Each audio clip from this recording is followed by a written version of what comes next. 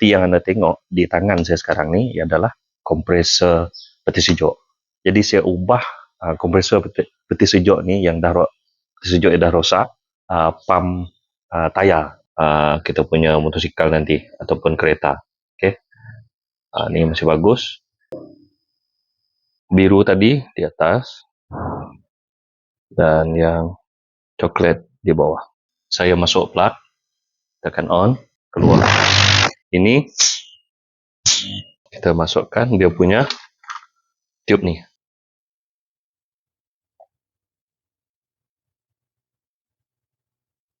Seperti yang anda tengok, tayar saya ni kempis. Okay, masuk timer. Berapa lama masa yang kita perlukan untuk pump dia. Okay. 30 psi. Mesin ni boleh untuk mengepam tayar kereta kita.